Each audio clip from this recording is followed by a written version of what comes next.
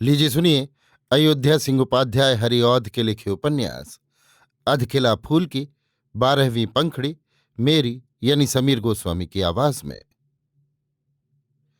देवहूति माँ के साथ फुलवारी से घर आई। कुछ घड़ी घर का काम काज करती रही। पीछे अपनी कोठी में आकर चुपचाप बैठी। इस घड़ी कुछ काम इसके पास नहीं था, पर मन के लिए कुछ काम चाहिए। मन बिना काम नहीं बैठ सकता। जब सुनसान रात में हम गाढ़ी नींदों सोते हैं, जिस घड़ी हमारे हाथ पांव नाक कान आंख मुंह किसी के लिए कोई काम नहीं रहता, मन उस घड़ी भी अपनी रुई सूत में उलझा रहता है। जो बातें हम दिन में देखते सुनते हैं, जो काम हम जागते में करते हैं, उन्हीं को उलट पलट कर वो उस समय ऐसी मूर्तें गढ़ता है, ऐसे ऐसे दिखलावे दिखलाता है जो सोच विचार में भी नहीं आ सकते। इसी का नाम सपना है। देवहूति का मन भी इस घड़ी एक काम में लगा। ये सोचने लगी, इस धरती पर भी कैसे कैसे लोग हैं, दूसरे को छलने के लिए कैसी कैसी बातें बनाते हैं। कामनी मोहन की चिट्ठी को पढ़कर मैंने उसका एक एक अक्षर सच समझा था, पर आज उसका भंडा फूटा। माँ की बातों को सुनकर मैंने समझा, ऊपर से वो जैसा भला और अच्छा है, भीतर से वो वैसा ही बुरा और टेढ़ा है। राम ऐसे लोगों से काम न डाले। वो इन बातों को सोच ही रही थी। इतने में फूल तोड़ने का समय हुआ जानकर बासमती वहां आई और उदास मन से देवहूति के पास बैठ गई। देवहूति ने देखकर पूछा, बासमती, आज इतनी उदास क्यों हो? बासमती, बेटी मैं उदास क्यों हूं, मैं इसको क्या बताऊं। न जाने मेरा जी कैसा है जो दूसरे का दुख देख ही नहीं सकता, और न जाने तुमने मुझ पर क्या कर दिया है जो दिन रात तुम मेरे चित्त से उतरती ही नहीं हो। जब मैं तुम्हारी बातें सोचती हूं तभी मेरा जी भर आता है। इस घड़ी मैं यही सोच रही थी, इसी से उदास जान पड़ती हूं, नहीं तो और कोई दूसरी बात तो नहीं है। देवहूति, क्यों, है क्या? बासमती, क्या ये भी बताना होगा? बेटी तू बड़ी भोली है, तेरा ये भोलापन ही तो मुझे और मार डालता है। न जाने तेरा दिन कैसे बीतेगा। देवहूति, दिन तो सभी बीतते जाते हैं, क्या अब तक कोई नहीं बीता है? बासमती, बेटी तुम इन बातों को क्या समझोगी? हम लोगों ने इसी में बाल पकाए हैं, समय का फेर फार देखा है। हम ही लोग इन बातों को समझते हैं। ये हम भी जानती हैं, सभी दिन बीत जाते हैं, कोई बीतने से नहीं रहता। पर क्या जैसे तुम्हारा दिन बीत रहा है, इसको इसी भांति बीतना चाहिए? तुम्हारे ये ही दिन हंसने बोलने और रंगरेलियां मनाने के हैं। तुम्हारे ये दिन बनाव सिंगार और सज धज के हैं। यही दिन है जो आंख किसी चांद से मुखड़े की ऐसी मतवाली होती है जो एक पल का ओट भी नहीं सह सकती। कान किसी मिस्री से भी मीठी बातों के ऐसे प्यासे होते हैं जो रात दिन उसका रस पीने पर भी प्यास नहीं उतरती। यही दिन है जो घर में स्वर्ग की बयार चलती है, हाथों में चांद आता है, जल में कमल फूलता है और पास ही कोकिल बोलती है। पर तुम्हारा दिन ऐसे कहाँ बीतता है। चमेली खिल गई है, भंवर कहाँ है।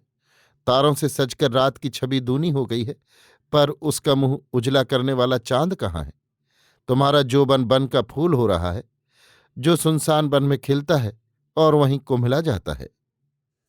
देवहूति, तो क्या दूसरे का सेंदूर देखकर लिलार फोड़ना होगा? देवहूति ने इस बात को इस ढंग से कहा और कहने के समय उसके मुखड़े पर कुछ ऐसा तेज दिखलाई पड़ा जिसको देखकर बांसमती कांप उठी। वो देवहूति की मां से बहुत डरती थी, इसलिए चट बात पलट कर बोली, नहीं नहीं बेटी, मैं ये नहीं कहती। मैं ये कहती हूं, जो आज बाबू साधु न हो गए होते तो तुम्हारी ये दशा क्यों होती। मैं तुम्हारा दुख देख कर ही रोती हूं, और क्या मैं कोई दूसरी बात कहती हूं? देवहूति, ये सच है, पर क्या तुमको ऐसी बातें मुझसे कहनी चाहिए जिन बातों को सुनकर मेरे जी को गहरी चोट लगे?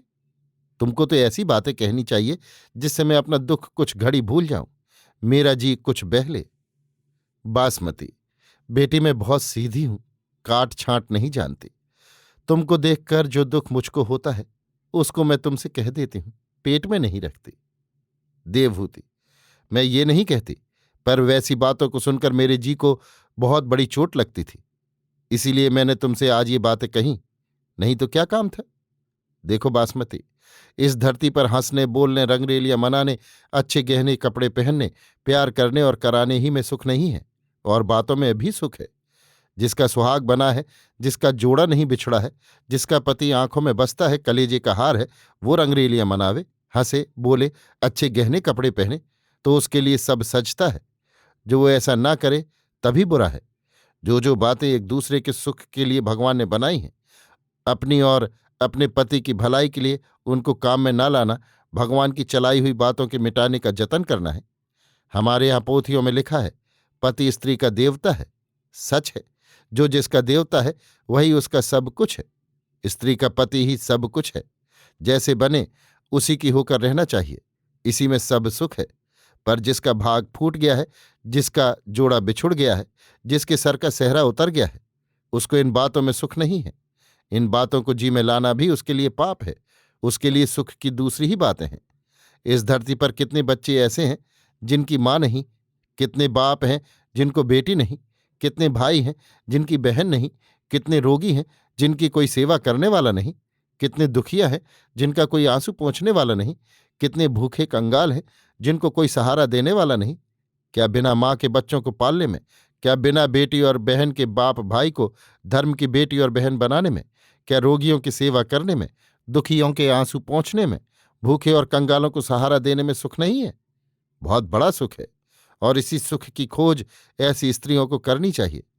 घर ही में कोई झगड़ालू है, किसी में ऐंठ बहुत है, किसी को अपनी ही पड़ी रहती है, कोई दूसरे को नहीं देख सकता, कोई थोड़े ही में बिगड़ जाता है, कोई मनाने पर भी नहीं मानता, कहीं कोई स्त्री पति से रूठकर मुंह लपेटे पड़ी है, कहीं कोई बच्चा अपनी कड़वी माँ के थप्पड़ों को खाकर पड़ा रो रहा है, कहीं भाई भाई लड़ रहे हैं, कोई बाप बेटे में चल रही है, कहीं सास पतोहू में उलझी है, कहीं देवरानी जेठानी तड़प रही हैं, कहीं ननंद भौजाई में तू मैं हो रही है।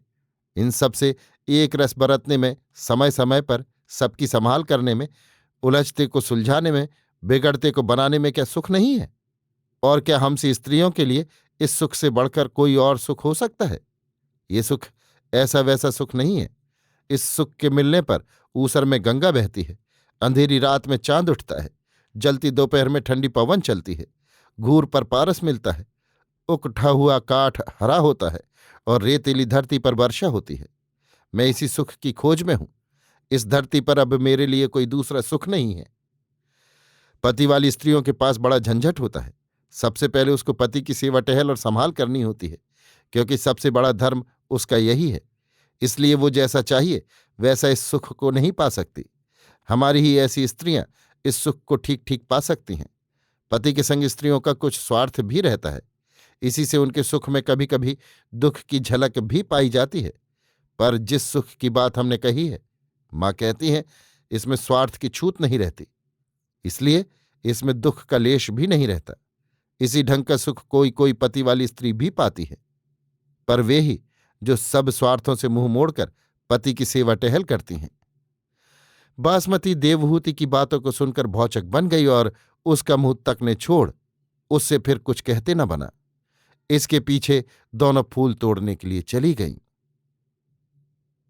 अभी आप सुन रहे थे अयोध्या सिंह उपाध्याय हरिऔध के लिखे उपन्यास अधखिला फूल की 12वीं पंखड़ी, मेरी यानी समीर गोस्वामी की आवाज में।